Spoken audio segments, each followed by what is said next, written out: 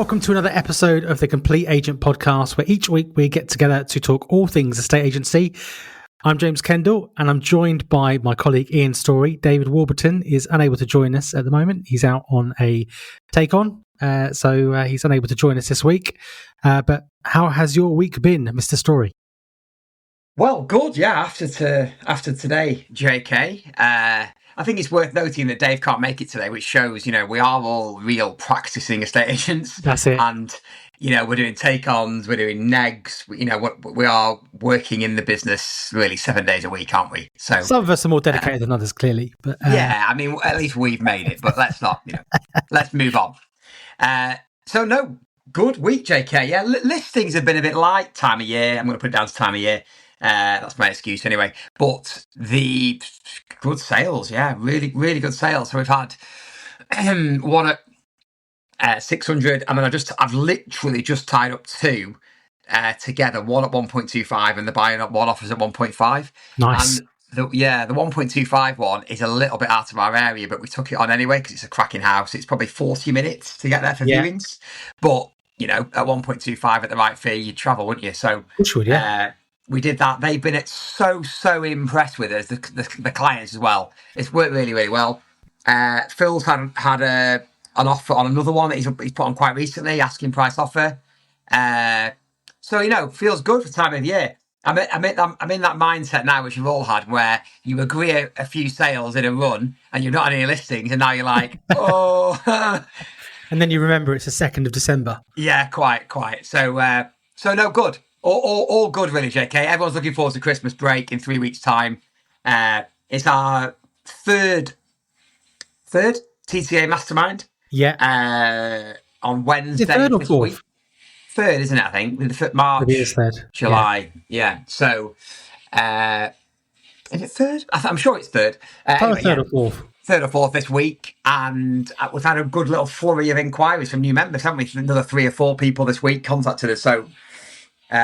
All good, mate. All good from my end. How about your good self? I know you've been busy agreeing some sales, I think, yourself. Yeah, we've just tied up our sale at 3.5 million. So just crossing the T's and dotting the I's on that one there. So that's a really nice. It's funny, isn't it? Like I say, we've had the odd bit of interest in it, and then all of a sudden we get a full asking price offer, and then somebody else wants to try and view it as well, and it's like, oh well, I can't view it for 2 weeks. And I'm thinking, nah. I've got a cash buyer here, really good buyer. They've met the owners. They both get on really well. They are almost like a carbon copy of my clients, the people that are buying it. So it just feels like they're the right people to buy this place. So that's a really nice deal. Completed on one this week at 2.25.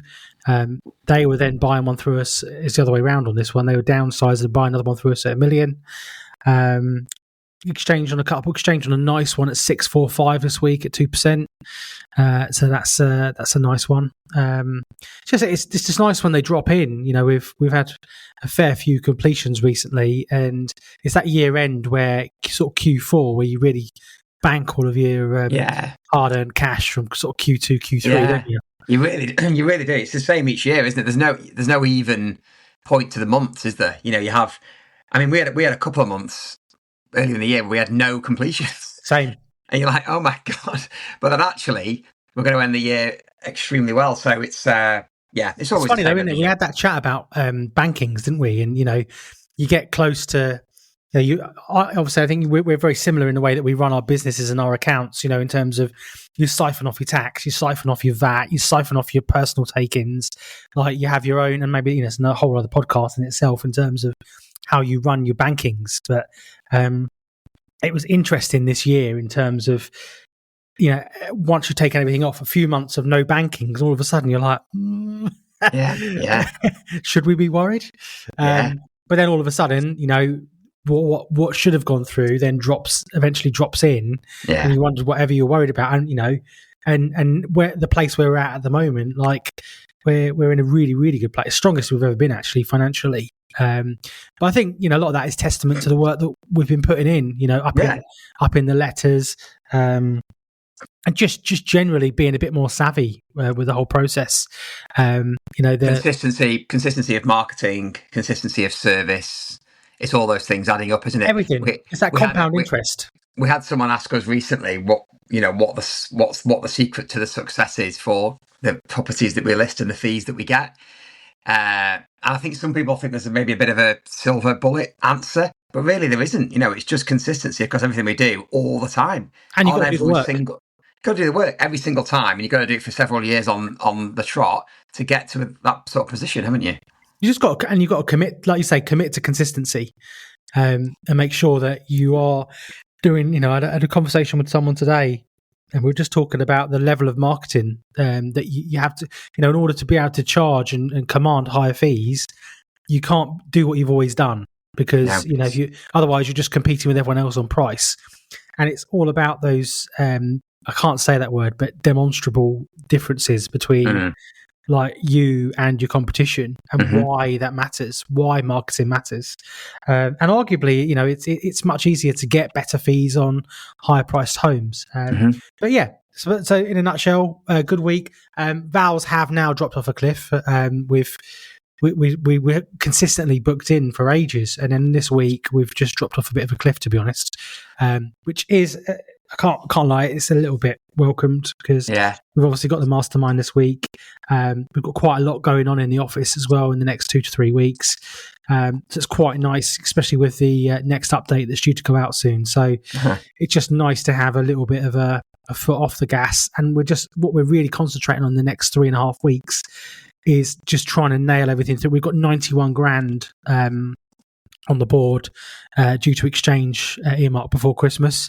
Amazing. So we really want to just try and focus our efforts on getting that through and at least getting it exchanged before the break, if not completed, if possible. So, a lot of money there sitting there ready to go.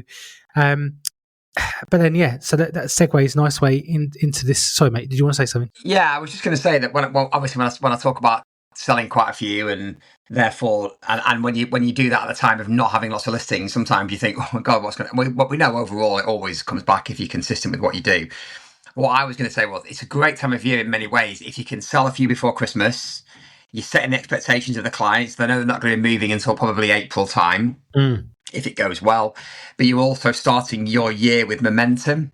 So to start at the first of, this year will be the 2nd of January with a really healthy pipeline is brilliant. Because hopefully we'll be in a position where we've got a fantastic 2024. We're going to start with a healthy pipeline of agreed sales, which gives you momentum, starts you off the year really, really well. Yeah. Maybe you've not put as many on the market, which we don't normally do. We're in sort of December and the back half of November. So you've not got as many clients to manage. So you really start in January in a great place, and after 10 days of being off and having a break, I'm as ever, I love refreshed. Having a break, but refreshed and can't wait to get started again in next year. Yeah. Do you know what? I'm really looking forward to that recharge because I just feel like I must admit I am mentally exhausted. I'm getting to that point now where I really am ready for those 10 days. Yeah. And it would have been nice to maybe go abroad at Christmas, but just logistically with family and friends, it's just not possible this year.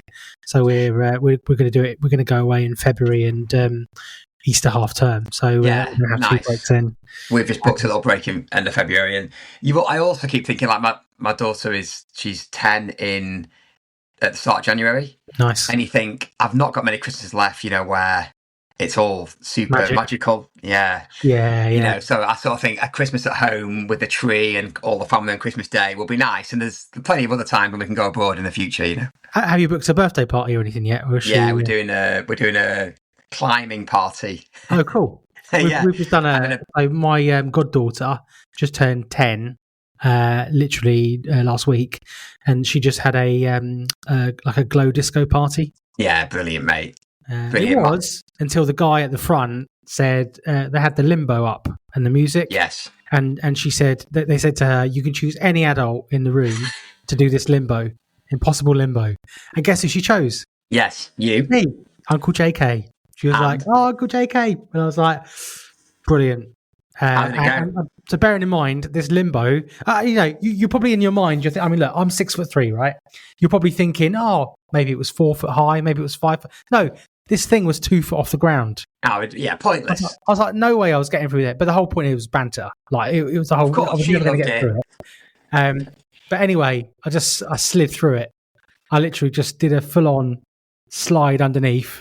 Yeah. Matey was looking the other way, and he turned around and went, "Oh my god, wow, you did it!" And the kids were like, "Yeah, like no, like as in like trying to grasp me up." And they were like, "Are you sure? Because everyone's going to win a prize if you did it." And now all of a sudden they were like, "Oh yeah." It was quite cool, to be fair, but it's crazy. I can remember holding her as a baby. Yeah, I can't believe Martha's 10. It's unbelievable. So, you got to make the most of these moments. Yeah, 100%. So, today's podcast topic, we were going to talk about opinions are like, well, I was going to say like a-holes, but we are a family-friendly podcast sometimes, if your family is 18 plus. But this week, one of our members brought something up, and I thought it would be quite a good topic for us to talk about this week.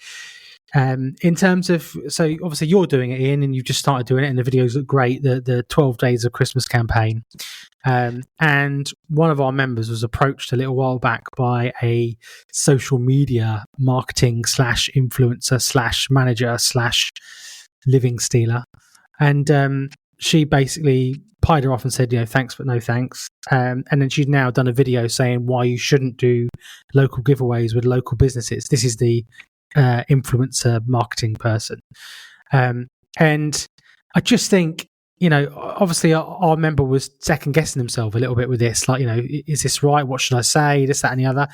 And it's natural because I think I mentioned last week I spoke to another one of our members about somebody else in the industry that had been saying, oh, you shouldn't do presenter-led videos and you shouldn't do this and you shouldn't do that.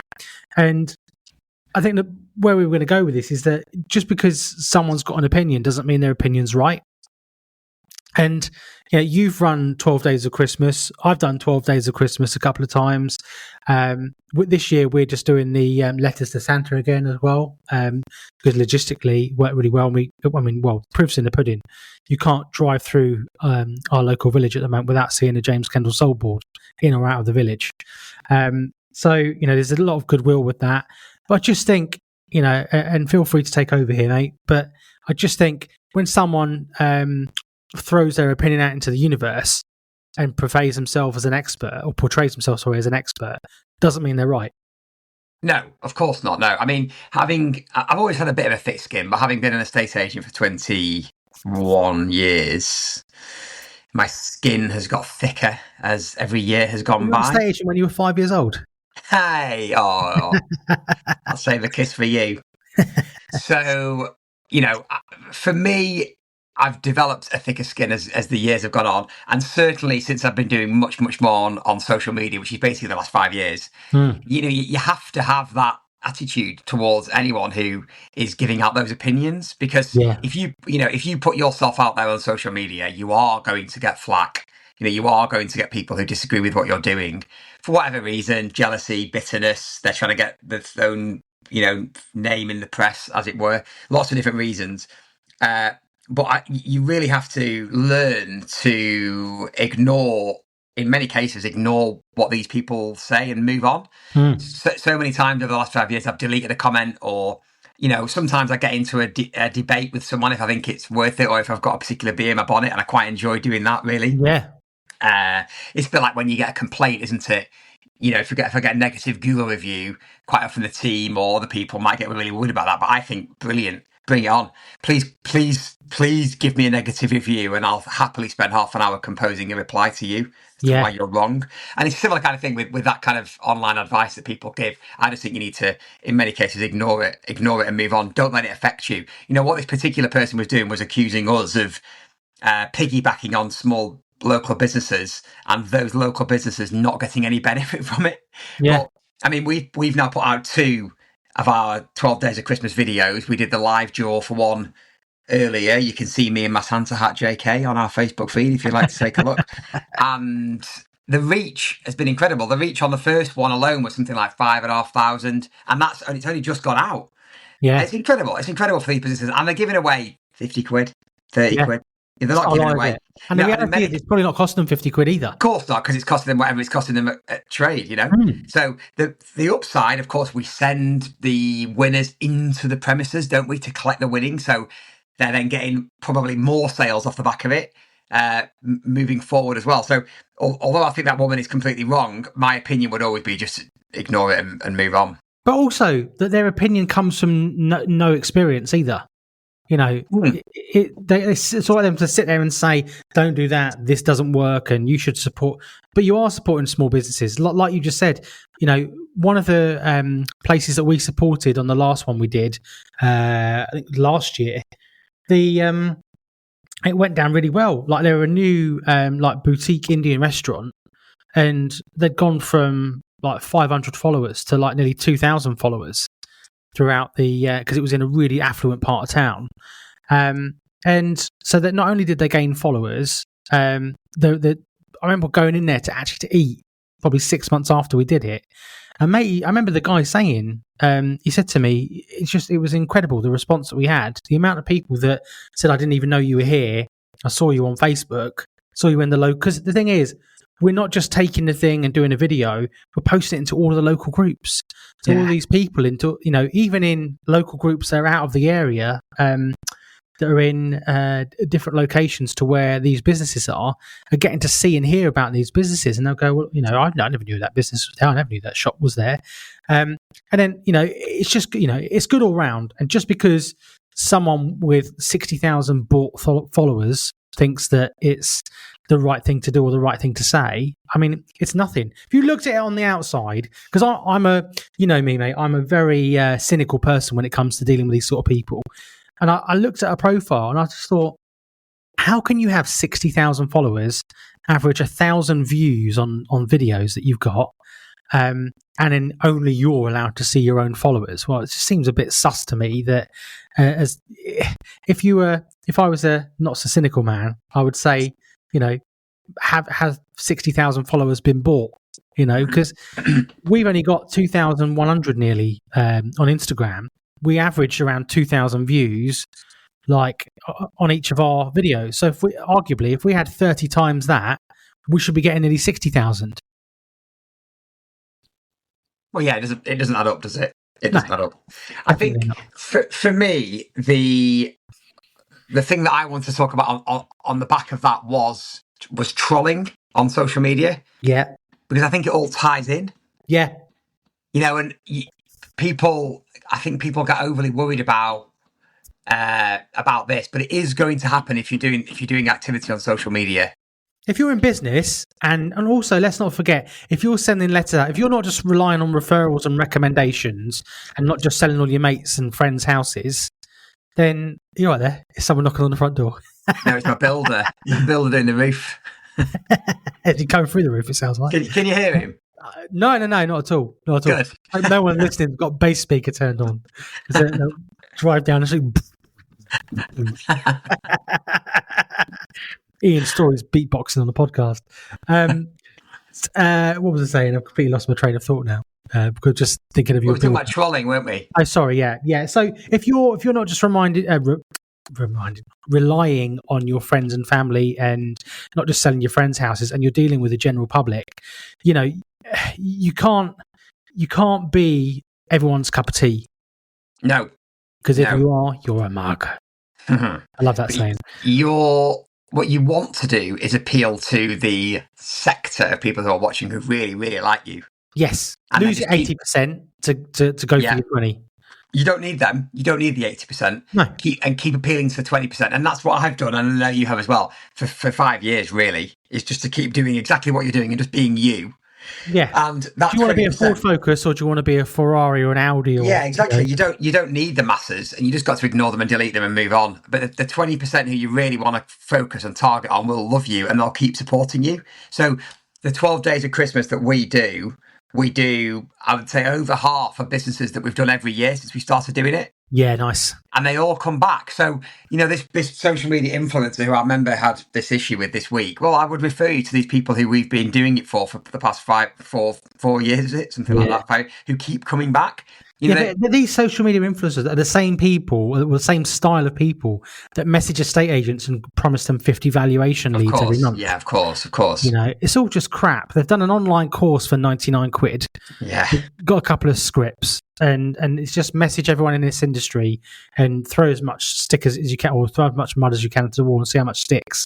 Yeah. And that's what it is really. And same with trolling. You know, we get trolled by did before we banned and deleted them. There was a couple that, because we wouldn't reduce our fee by 0.5% after we'd sold their house and were about to exchange, they said they'd write us a bad review if we didn't do it. So I said, fine, write us a bad review. Done. Yeah. Wrote us a bad review. As you said, mate, I wrote literally a story about the whole thing from start to finish with timestamps, dates, the whole lot. Yeah, that's right. Just said, this is what happened. And in fact, you even said to me, if we didn't reduce our fee by 0.5%, you would leave us a bad review. And here we are today. And that, you know, the thing is, you've got to take it professionally, not personally at times. But at the same time, I sometimes think, you know, there's a lot of advice given out into the universe. You know, you should act a certain way and you should be a certain way. And I think, you know, all I was going to say is fuck being vanilla. Because that's right. Be one thing or the other. Yeah, you know, you've got to be prepared to lose that 80% that will look at that, you know, that for an example and go, well, you know, I'm not sure I really like that. You know, all right, see you later. That's If fine. Yeah, exactly. you can't deal with the truth, then that's your problem. Yeah. As long as you're professional with it and you handled it in the correct way, you know, you're not sitting there writing F you and this, that, and the other to a person on a review. That's a whole different story. Oh, yeah, I love replying to those things because I love doing it in a really friendly, professional manner, you know, executed correctly. And I take great pleasure in replying to those negative reviews. And the same with people on Facebook who are making those sorts of comments. I would challenge, if that happened to me, I would challenge that influencer, you know, and I would say what I've just said to you there. Challenge them to a duel. But I also think people need to draw a line and move on more quickly and not dwell. Yeah, I think the thing is, though, it's very easy sometimes to take things personally, especially if you're, as a small business owner, you put your heart and soul into your business. You know that you're doing the best by everyone you possibly can. Exactly, and that's why you should draw a line and move on, because you know you're doing the right thing. You've done nothing wrong. I agree. You've got to know that in your heart of hearts, but also, you know, I think another one of our members had somebody else threatening to take them to, you know, complaints commission or whatever it was the other week. Over something that was completely not their fault. They'd done everything they could. It was really stressing them out. But ultimately, you know, it's just another one of them people that is just an arsehole. You know, they've done absolutely nothing wrong. And all they've done is just they've got nothing better to do than try and bring somebody down who's trying to better themselves. Yeah, I just think, you know, that influencer really pisses me off, because I just think if you're a small business owner and a small, you know, or a small business like that person, like, spend your time building people up. You know, you're more likely to get business off the back of it if you go, what a great idea that is. You know, get behind this. This is a great campaign. Yeah, that's right. I was doing this, that, and the other. Like, what kind of different outcome would that have had? You know, where, you know, that person in particular would have gone, fantastic. Wow, you know, maybe we should work together. But, you know, when you do things like that and you tear other people down, I just think it makes you look bad. I agree completely. So my advice to people would be to ignore it and move on, or reply and move on. But please move on, because if you've done nothing wrong, then you have nothing to worry about and dwell on. JK, I was just going to highlight a report that I saw this morning, which is from the Nationwide regarding house prices. Did you see that? No, but I'm happy to talk about it. So I'll read the headline from the Nationwide. The acceleration in house price growth is surprising, since affordability remains stretched by historical standards, with house prices still high relative to average incomes and interest rates well above pre-COVID levels. The latest figures. This is just an online. It's from the Nationwide, just an online property blog. The latest figures released by Nationwide this morning have revealed that average house prices now stand at 268,144, which is just 1% below their all-time peak in 2022. UK house prices rose by 1.2% month on month, with annual growth accelerating to 3.7% from 2.4% in October, its fastest pace in 2 years. Do you know, I think a lot of that is, though, there's a lot of pent-up demand there from people that were waiting for the budget. Yes, that's right. Yeah, no, I think I agree. Have you seen? I think you've seen the same, haven't you, in terms of levels of sales being good since the budget? And it continues to be. I mean, you know, December again, the proof's in the pudding today. £3.5 million deal. Offer accepted, job done. Got another one that I'm actually working. I didn't mention at the start of the pod actually that we've got a 1.25. We've got 1.15 on the table at the moment. We're just trying to work them up and try and reach compromise between the two. The activity is there. It is there. I thought that we would have been busier in terms of new listings at the moment because of the stamp duty change that's coming in, but we've not really seen a flux of new inquiries before Christmas, of new instructions on the market. So we have, you see. So we have, but when I say we, I mean more so Chloe. So that's interesting. So that's mid to lower end. That's right. Yeah. The amount of houses that we've had at 325 to 450. Yeah. Her listings on the board are immense this month, and they are selling quickly as well. We listed 2 last week at 325, and they're both going to be on the board this week. Yeah. Wow. Amazing. We did 4 back-to-back viewings on one this weekend, 2 back-to-back on the other, and both should tie up today. But I think that low mid to part of the market, there's some good action to be had there. Yeah, interesting. I mean, having said that, we've had a really lot of good sales above $1 million, which I didn't know where it came. It's just come from nowhere, really. But it just shows how you got to hang in there with these higher end ones because they take longer. But when they come, it's amazing. Like I say, I completed on that one. The money landed in I sent you a little text today. You did.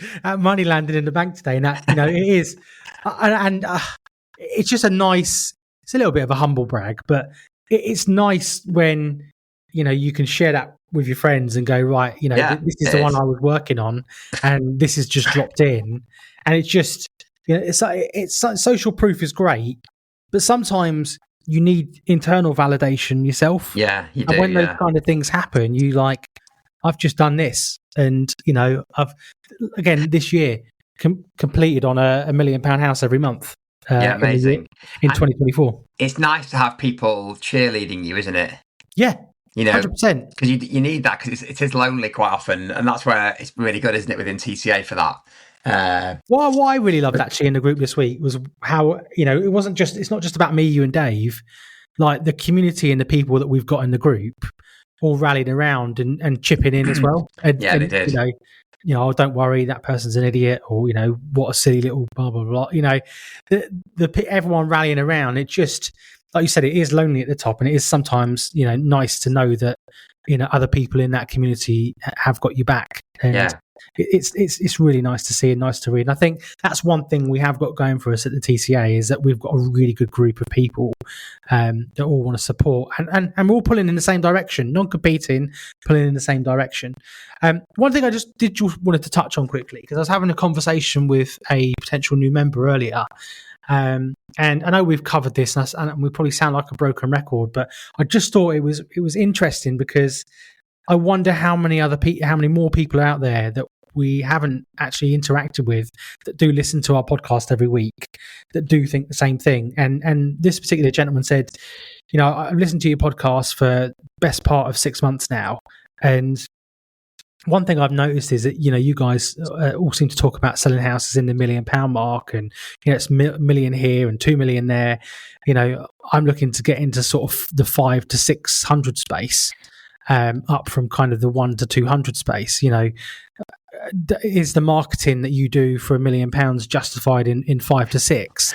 And the conversation I had is I sent the link to your website, for example. Well, I sent all of our websites over actually, but what, even Dave's? Unfortunately, yeah. Well, I just thought balance it out a little bit. But I said, look, ultimately you've got to invest in your marketing. You, as you said earlier on the podcast, we are not selling for X amount per month, 2% fees. We're showing you what you need to do in order to get to that level where you can charge that. You can't just pay £500 a month plus VAT and all of a sudden go, right, okay, well, I'm a member of the TCA now, I'm going to charge 2% plus VAT. I mean, you could try, but it probably won't work. No.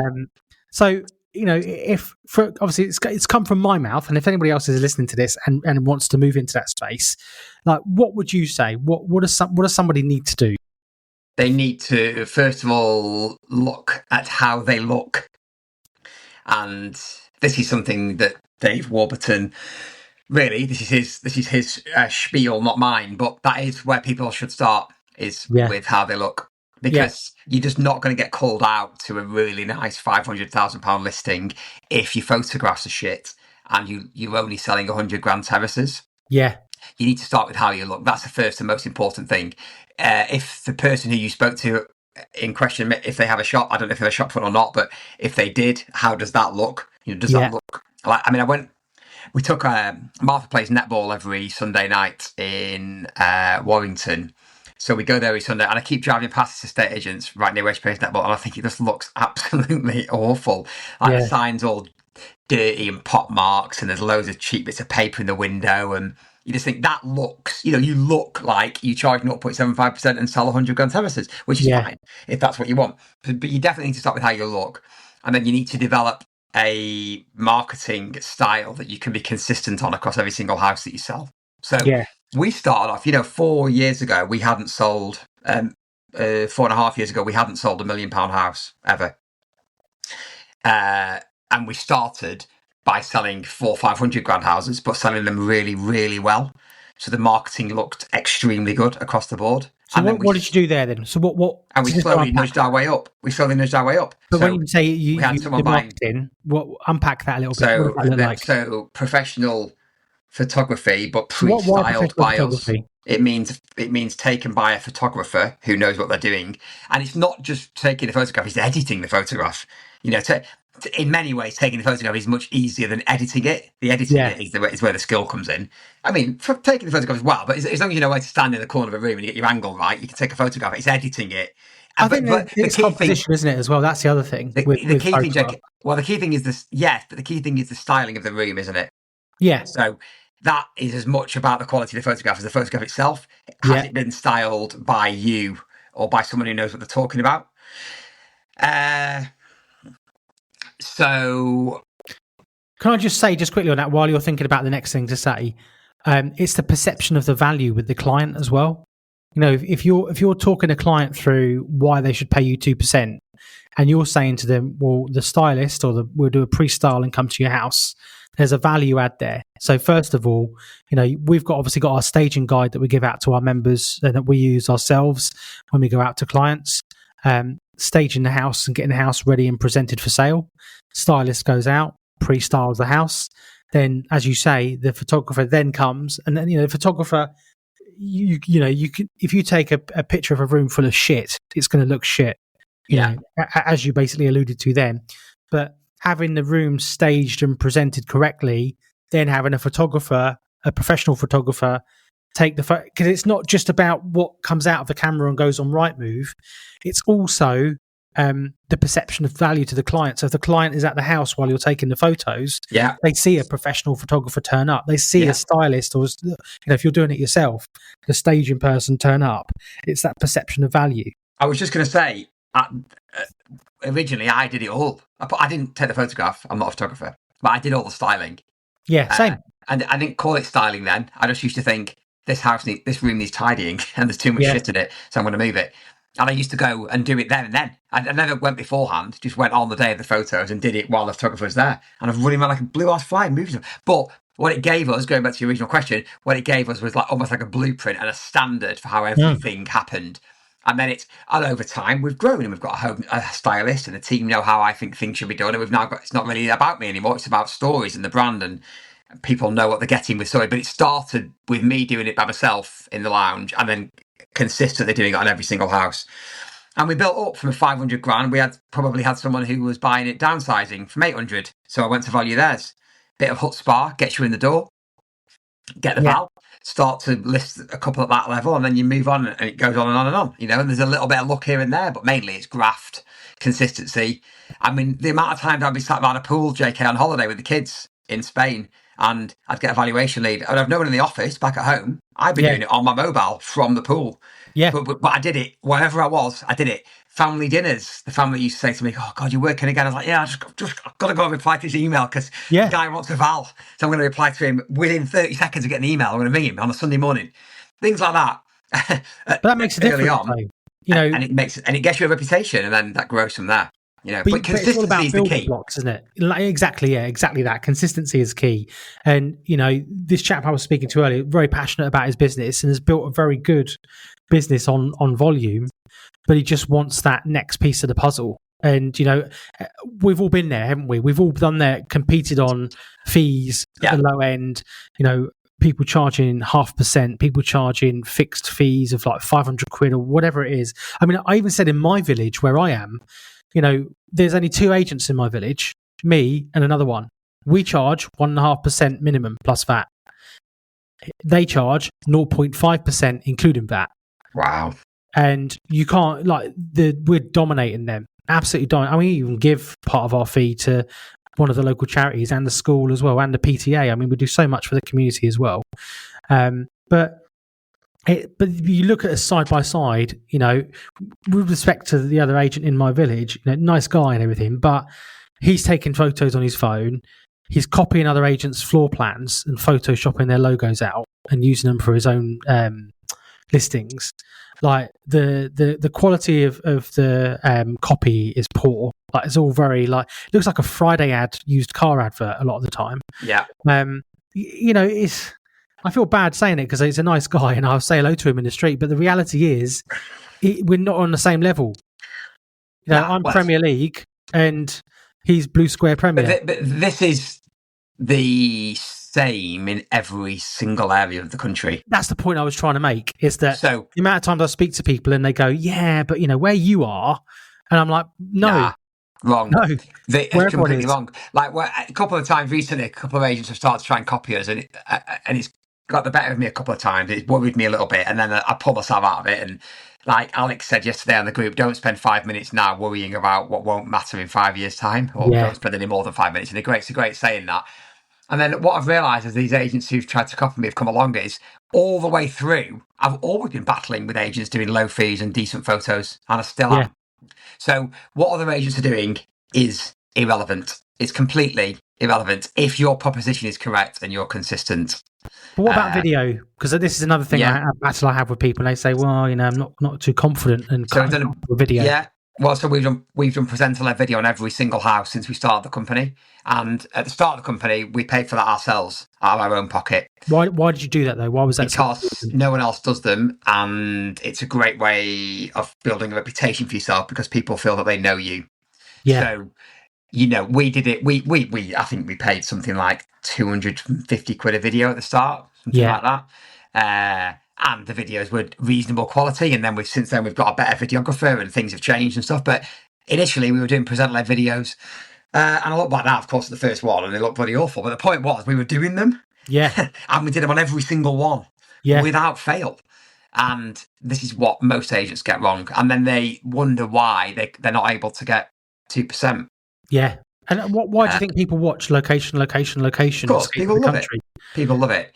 The amount of people you meet who say, "Oh, I love your videos," and they're not selling a house yet. But even estate agents, though, Ian, how many people know you for your videos? Of course, loads, yeah.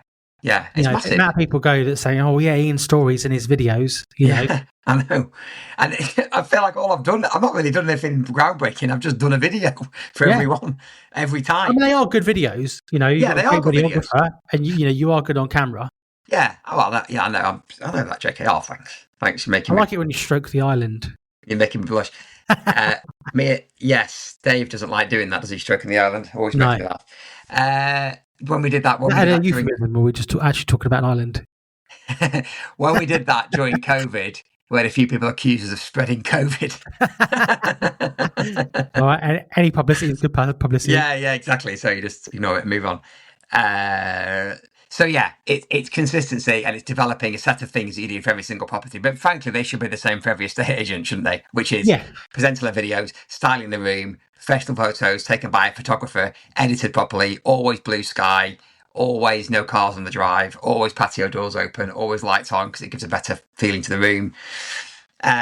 always Twilight now. We didn't do Twilights at the start. We'd always do a Twilight for every property, no matter the level now, every single time. And in the background, you've then got to have an absolutely strict process for that happening every time. And as you grow, you need a team that can adopt it as well. What about social media? Yeah, so social media, again, I, at the start, got my face out on social media all the time. Interviewed local businesses, doing different ideas, got some good ideas from Chris Watkin as well, which I implemented. Local community interviews, one of the best things I ever did. And we still do those now in the form of 12 Days of Christmas, in the form of the Tarpley and Northwich podcast. But getting advice out on social media, commenting in local groups, getting stuck into local groups, befriending the admin person of the group. I did that loads, so that they let you post certain things in the groups. Well, I share our videos on social media as well, like on Facebook into the local groups, because it just gets you out there. And I just think the person I was speaking to earlier, I was looking at their area and we were just having a good chat. No one in their area is doing presenter-led video. No one in their area is doing professional photography. No one in their area is doing Twilights. No. Like, there is a massive gap, and credit to the person I was speaking to. They identified that opportunity, that there was a gap in the market. They've come forward, they just need to do it. And I think they're just a little bit skeptical. The gap in the market thing is a really good point that I hadn't thought of, but that's basically what we've done. I did it without even knowing it, really. But massive gap in the market for people doing mid to higher end well. And if you've got that gap in the market, take it now, because if you don't, someone else will come along. And what we've managed to do is find the gap in the market, run with it. It's given us this amazing reputation. Now you'll get other people. We get other people copying us now. You'll get that, but we were the first, so we had the chance to grow as quickly as we did. That's it. And you've got the compound interest and the proof. You have. So take the opportunity now, and we can massively help with this in TCA. But you've got to identify, and you've got to identify what you need, which we can help with, and then you've got to execute, and you've got to be sending enough letters. I mean, that's the other thing I said, is that when I speak to people, and I've spoken to a few people, and hopefully I haven't talked people out of it, but we don't just want to take everyone's £500 a month or £600-700, depending on your area. No, we just don't. We're not here just to take money off people. We want it to work, and you've got to execute, and you've got to be part of the community, because it's pointless you just spending £500 a month, for want of a better phrase, and thinking that it's all just going to fall into place. You've got to commit to doing everything consistently. You've got to commit to sending out the letters in a certain way. And it's going to it's not going to cost you £500 a month. It's going to cost you, to do it well, per quarter, probably $4 or $5 grand in direct mail. It's going to cost you money in doing the higher end marketing. But equally, I take it back to where I was 7 or 8 years ago, where our average fee was £1,800 plus VAT. We'd sold 200 houses one year. I thought I was amazing. And we turned over 360 grand, and we've more than double. We do more than double that now. And sell probably not even a third of that, probably. But I think it's probably a good place to leave it, mate. I think we're nearly prepped for a mastermind now, so just going to say a few words on that before we cap off for the day. You're getting a podcast earlier on in the week, this week now, because Wednesday, the 4th of December 2024, is our mastermind in Birmingham, where we're meeting up with our amazing community, and we're doing our planning session for 2025, helping make sense of the numbers and helping our members set themselves up for success in the coming year. Ian, anything to say on that, mate? No, just I'm really looking forward to it. It's a bit of a different twist on our previous masterminds, and the planning is really going to be valuable. It's been valuable for us already, hasn't it, going through it ourselves before the mastermind, but then it's going to be really valuable for members to highlight what they need to be doing more of, less of, doing differently to help them grow next year. And we're always on the lookout for new members. As we said, we've had a bit of a flurry of interest in the last week, but we've got a new website going in place, haven't we? I think it's important to mention as well. The gentleman I spoke to earlier, I said as well, and I always seem to say this to other people, is that we've been going really for a year now, and everything has been relatively organic from people that know us or know of us somewhere. And we haven't really pushed TCA to grow as much as it's got potential to do. And when the website comes in and the adverts come into play, etc., there's going to be a real large presence on social media, and it's just going to completely transform what we do. So now is a good opportunity for people to get in and reap the benefits. If you are interested in joining, then you can reach out to us on social media, email us succeed@thecompleteagent.co.uk. Our website should be live just after New Year now. Is that right, Ian? Yeah, that's right. Yeah. Hopefully just before Christmas. But yeah, it's a great community to be a part of. What do you get? You get Mastermind every quarter. We give you direct mail to get through the doors of the best homes in the best areas in the mid to the high end of the market. On market letters, you get blog content that puts you in an authoritative position on social media, giving people advice, monthly blog content with social media snippets, and obviously you get the support of myself, David and Ian in the WhatsApp group, and we also do a monthly Zoom as well where we check in with all of our members, and it's just a nice accountability session. And what is really nice about our group is that we've got a broad spectrum of people. We've got people that are working on their own and working their way up earlier on in their journey, all the way to people that are established with multiple branches, turning over millions of pounds. So there is a space for everyone in the group, but you've just got to commit to sending the letters and commit to consistency. You have, and just to say, so far off the our latest letter, and this is only so far because they take their time to come through to the valuations. You don't get them all at once. We've been to vals with total fees worth 154,000. Wow! And that's just off that one quarterly update. Yeah. Sent. And that's only so far. You get so many where you go and they've been getting them for 3 years and they don't call you until they're ready, or they tell their friends. I've been to one that's outside of the postcodes we send it to because their friend has read the letters. And literally, as I was leaving the office, Aidan was booking one in for Phil. Really nice one. The guy'd never heard of us, he said. Nice. And obviously, we only opened the office in Tarpley last June, and he is 10 minutes from the office in Tarpley. He said, I've never heard of you, but I've just bought this place with 2 acres that I've been modernising. We'd like to come and see us. Yeah. So if we hadn't said that, he would never have called us. That's probably 20 grand fee. Nice. Unbelievable. So, but it's not just about sending letters, it's about everything else we've talked about, which is the consistency of everything across everything that you do. Yeah, and if you want to have a chat with us, then give us a shout, and we'll email us when the website's live. We'll start promoting the website as well. But other than that, it's been a pleasure. Looking forward to Mastermind. Looking forward to seeing you tomorrow/Wednesday. Yes. And thanks for listening, everyone. We'll see you next week. See you next week. And sadly, I've got one final thing to report, James, which is that I think Dave's back next week. So sorry about that, but we'll see you then, guys. On that somber note, we'll see you next week. Bye. Bye.